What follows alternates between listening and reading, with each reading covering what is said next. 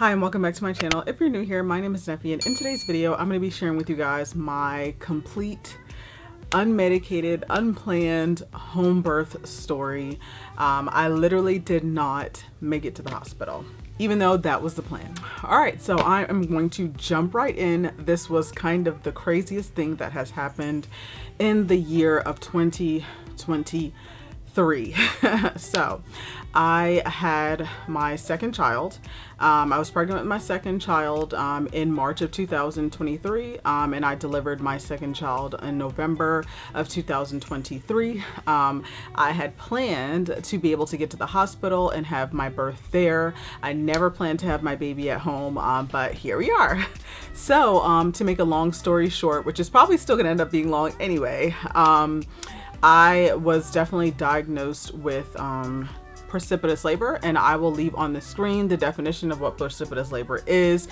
This time around in my pregnancy, after having two fast unmedicated labors that pretty much just kind of came out of nowhere, didn't labor for hours and hours, really just kind of happened on the spot. So let's just go ahead and get into the beginning details.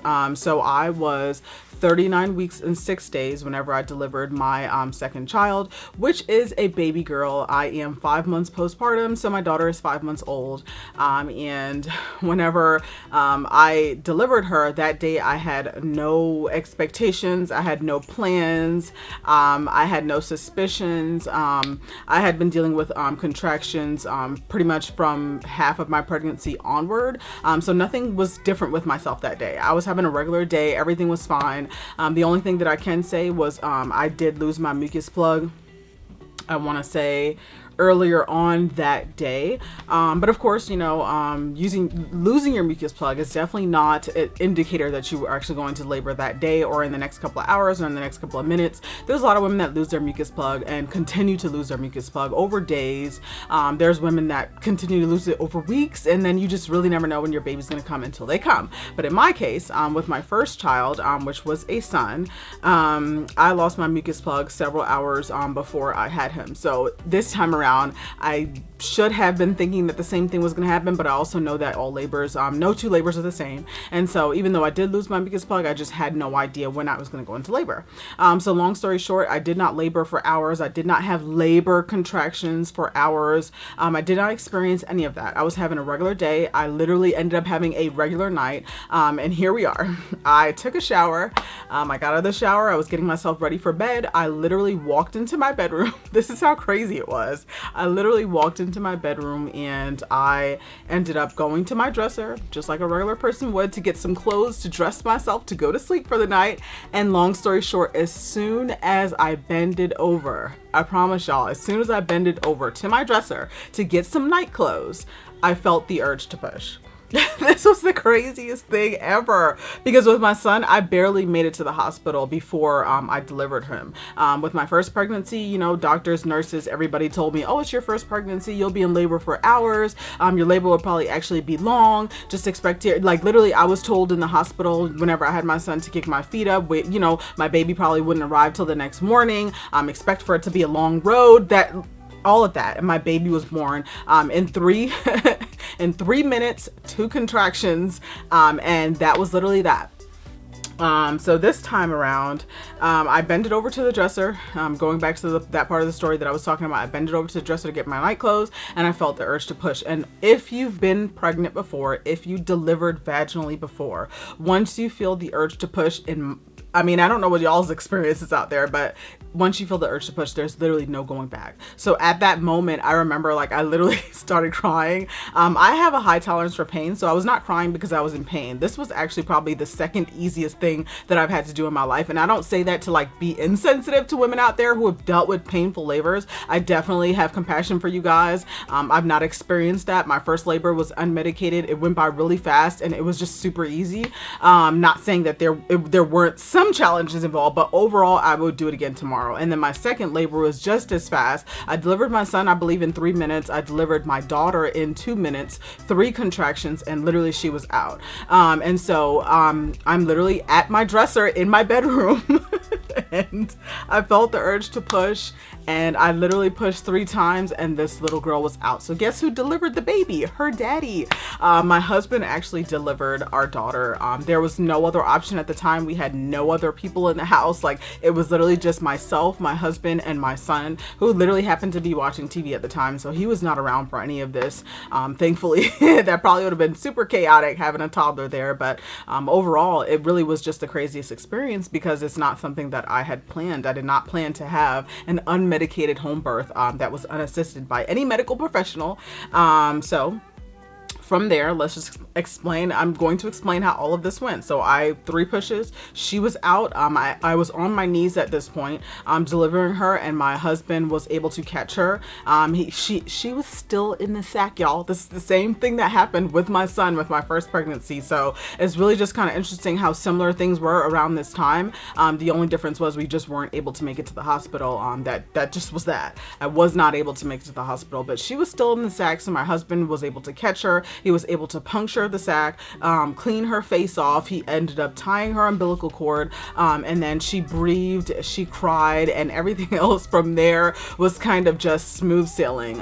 It was honestly one of the most liberating and empowering experiences that I've ever had in my life. And I would say that about my first birth, but having done it this time around at home with no medical professionals, kind of gives me it kind of gives me the encouragement to be able to do this again if I decide to have any more kids. I feel like it's not as scary and as frightening as I thought it would be now that I've experienced it. But the only thing that I can say is just I really have to thank God. I'm sure, you know, that some of you guys out there may be believers, some of you guys may not, but for myself, I do believe in God, and I do believe that he kind of had his hands on us that night because anything could have absolutely happened. It's not something I could have controlled because literally I was just going to bed and my baby just decided to come. So you don't always get what you plan for in life, and that's just how things work. But overall, you know, I really thank God that she was okay. You know, she came out and she was breathing. She was a great color.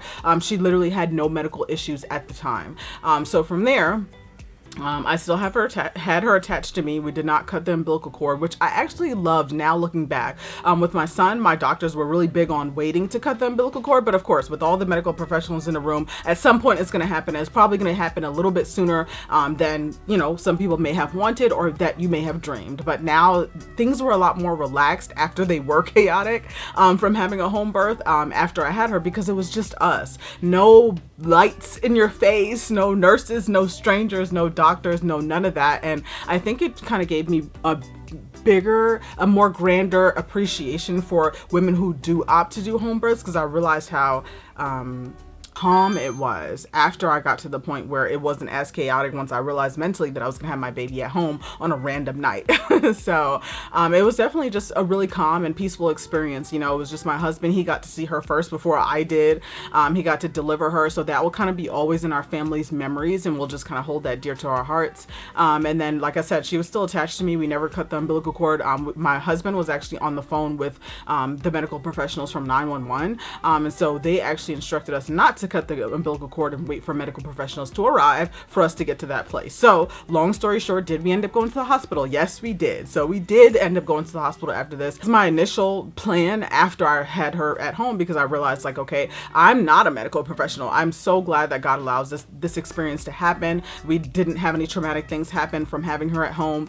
She was completely fine. She was a great color. She was breathing well. Everything was good with her as far as we knew, but that's just as far as we knew. So I did want to be in a medical setting so that the medical professionals, people who are highly trained, to be able to check myself and my daughter out just to make sure that we were okay. Because, you know, like I said, we're not medical professionals. So although things appeared to be okay, we weren't sure exactly internally for the both of us how we were doing. So long story short, you know, my husband was on the phone with the 911 professionals the whole time. The ambulance did arrive at our home. I was wheeled out on a stretcher from my bedroom to the street. I was placed in an ambulance with my infant, and Both of us were transported to our nearest hospital, which is actually where I delivered my first son. So all my doctors were there, nurses that I had recognized and things like that. So that was really another great experience. So both of both experiences were amazing. Being able to have my daughter at home in such a calm and peaceful manner, and then being able to be in the hands of medical professionals that I'd recognized, people who have taken care of me throughout my pregnancy, and all of that stuff or whatever. So when I got to the hospital, the first thing that they did was, of course, check out my daughter, and she was a healthy weight. She also had healthy lungs. Like everything with her in their initial examinations went perfectly fine. So she was given back to me probably in like 10 minutes. So they examined her for about 10 to 15 minutes. Then they gave her back to me, and I was able to hold her and nurse her while I delivered the placenta. Because I know that question was probably going to come with some of you guys in the messages or in the comments, like, did you deliver your placenta at home, or did you, what all happened with that? So I did not. My placenta did not come out. If you've experienced this, or if you know anything about this, you deliver your baby, and then there's the afterbirth where your placenta actually comes out, but your body has to contract in order to get the placenta out. And mine just did not do that. I kept feeling like it was going to come on the way to the hospital and all that other stuff or whatever, but between having her, waiting for the medical professionals to arrive, them getting us and transporting us to the hospital, which was probably about 15 minutes from here.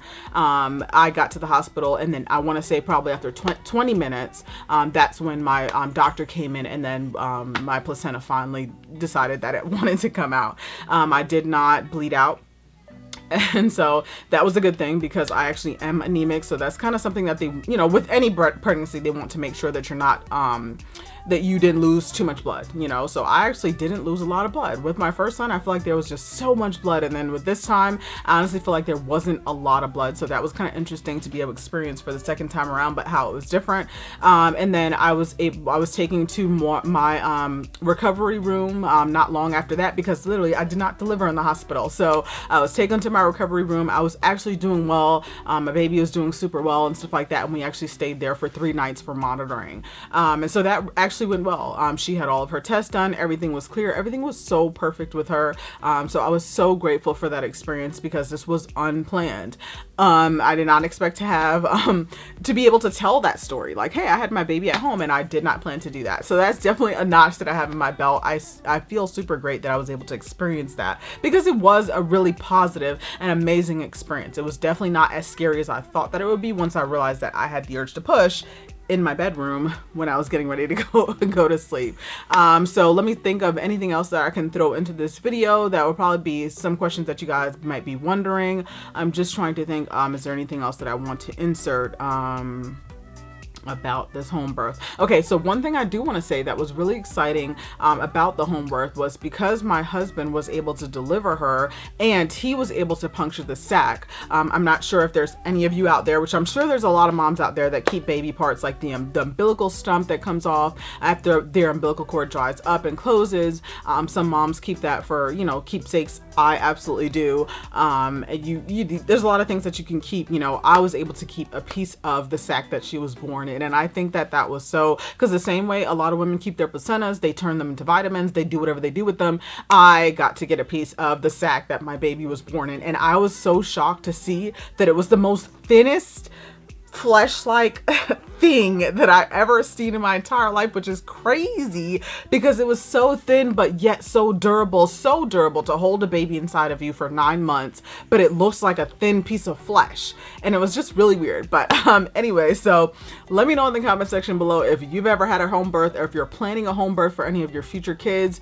If just let me know in the comment section what your experiences are. If any of you guys are having babies this year, definitely let me know how many months pregnant you are, and what all you're going through at the moment. Let us know in the comment section below some of your birth stories, if you guys have any crazy birth stories. And I think that kind of wraps up this video, because there's not really much more for me to say. That I just literally had my baby at home, but thankfully she's healthy. I am 5 months postpartum. I've had a bit of a journey since I've had her, and so I really want to get on here and share a lot of that with you guys, just so you guys can kind of get an insight into how things have been with baby number 2, who is 5 months old. So thank you guys so much for watching. I look forward to seeing you guys in the comments, and definitely look forward to the next video. See you guys next time.